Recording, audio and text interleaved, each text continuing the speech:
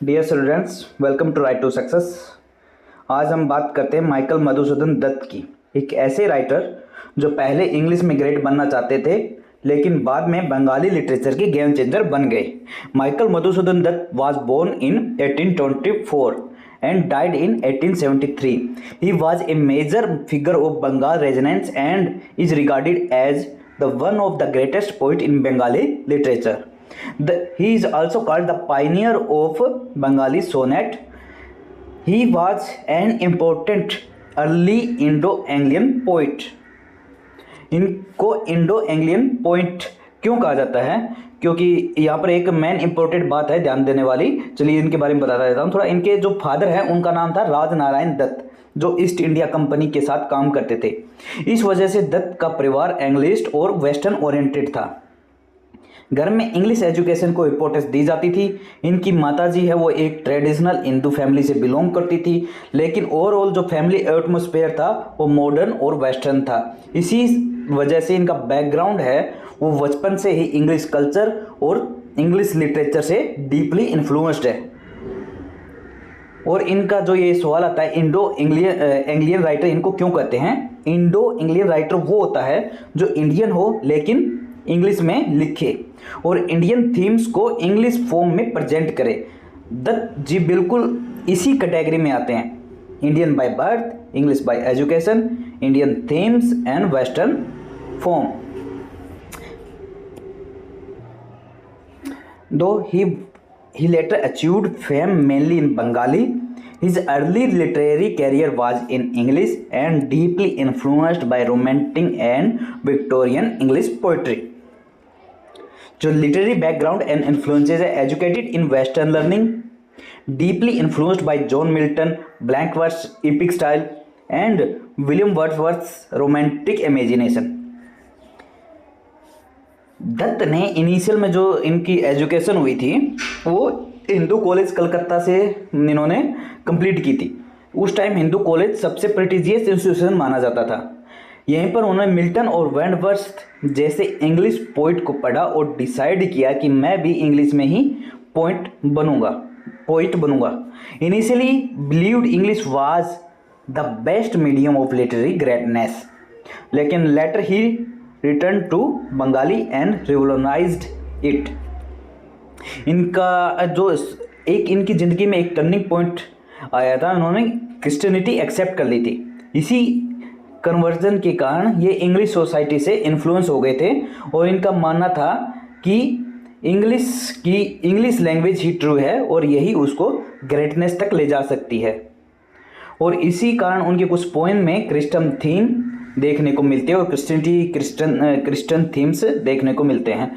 चलिए इनका जो नेक्स्ट लॉन्ग नैरेटिव पोएम है वो है the capital lady.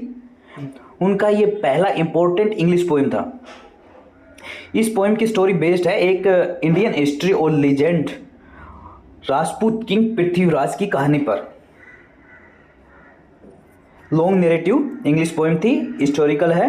Rajput king Prithviraj, उन्होंने क्या किया था? Abduction of Kannauj king daughter, Kannauj king की डॉक्टर का अब्डक्शन किया था। एक लोविचनर लाइक एपिसोड वो होता है जिसमें लोविचनर शब्द है, जो लोविचनर लाइक एपिसोड जो वर्ड है, सॉरी सेंटेंस है, रेफर करता है एक dramatic romantic daring intervention of hero. जैसे कि हम मूवीज में देखते हैं ना, हीरोइन की शादी हो रही है किसी दूसरे लड़के के साथ और उसी टाइम हीरो का एंट्री होती है और उसको वहाँ से भगा ले जाता है और उसी को कहते हैं लोविचनर लाइक एपिसोड। लोविचनर जो वर्ड था वो आया है सर वाटलर स्कॉट की पोएम मेरीमोन से। मेरीमोन पब्लिश हुई थी 1808 में। 1808 में मार्मिमोन सर वाल्टर डब्ल्यू स्कॉट लिख देता हूँ, स्कॉट की पोएम से ये वर्ड आया है। अगर कोई पूछे तो बाय चांस एग्जाम में आ जाए इस टाइप का कुछ, इसलिए this is for extra knowledge, not required for exam. Next हमारा आगे, हाँ, हिस्टोरिक डिस्टोरेशन। इन्होंने क्या इसमें थोड़ा हिस्ट्री में चेंज कर दिया था इन्होंने क्या चिंतित किया, king and queen commit suicide self immolation mount the funeral fire. ये क्वीन और किंग हैं, दो पृथ्वीराज और जो लड़की है जिसको भगा के लाया था वो सुसाइड कर लेते हैं। लेकिन एक्चुअल में हिस्ट्री में क्या हुआ था, Prithviraj was captured and executed by मुस्लिम कंकर। जो मुस्लिम राजा था उसके द्वारा पृथ्वीराज को पकड़ लिया गया था और वहीं पर उसको मार दिया गया था। लेकिन ये अपने दत्त जी ने क्या सोच किया है, ही सोच romantic imagination over riding historical accuracy. Historical accuracy को कम ध्यान में रखते हुए इन्होंने रोमांटिक इमेजिनेशन को ज़्यादा महत्व दिया है।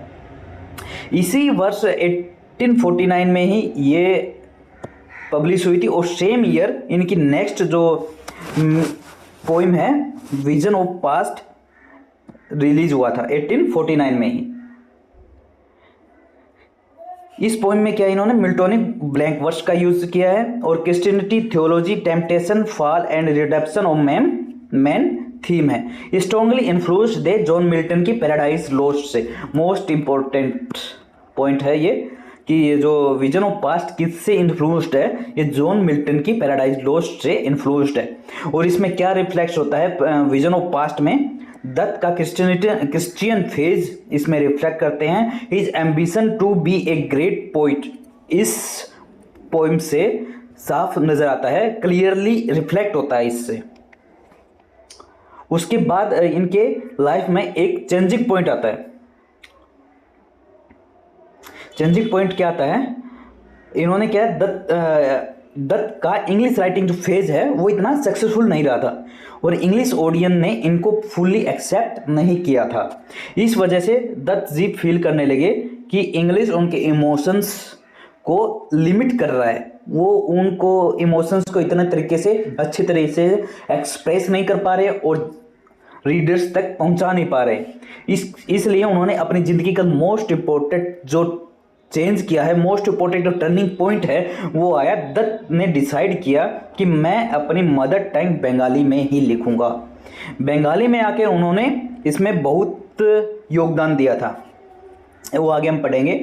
Dutt later realised English did not allow him full emotions and cultural expression and he return to Bengali. उन्होंने इंट्रोड्यूस किया था most important, this is blank verse Bengali में फर्स्ट बार इंट्रोड्यूस करने वाले थे, and epic style and sonnet form into Bengali literature. और इसी वजह से ये revolutionary figure in Bengali poetry और इनको फादर ऑफ बंगाली सोनेट्स कहा जाता है। इनका मधुसूदन दत्त जी का जो एंड है वो भी एक ट्रेजिक पोइट की तरह ही हुआ था। इनकी डेथ हुई थी 29 जून 1873 में, प्लेस था कोलकाता जनरल हॉस्पिटल और इनकी डेथ हुई थी poverty and neglect and tragic romantic figure, like a tragic romantic figure. इनकी पॉवर्टी और नेग्लेक्शन में इनकी डेथ हुई थी। तो स्टूडेंट्स याद रखने वाली बात इस टॉपिक से क्या है, दत्त एक इंडो एंग्लियन राइटर थे जिन्होंने स्टार्ट की थी इंग्लिश से और बाद में ये लिखने लगे थे, एक पायनियर बन गए थे बंगाली लिटरेचर में। और मिल्टन और वर्ड्सवर्थ से ये स्ट्रॉन्गली इन्फ्लुएंस्ड थे और ये इनको कहा जाता है फादर ऑफ बंगाली सोनेट। आज का टॉपिक यहीं पे ख़त्म होता है। इसमें मोस्ट पार्ट है जो मधुसूदन दत्त जी का जो हमारे एग्जाम में पूछा जाता है वो कवर किया गया है, तो इससे ही मेन क्वेश्चंस बनेंगे, इससे बाहर कुछ नहीं जाएगा। ओके दोस्तों, नेक्स्ट पॉइंट के लिए हमारा जो नेक्स्ट राइटर है हमारा नेक्स्ट वीडियो में हम कवर करेंगे। आज के लिए इतना ही, थैंक यू।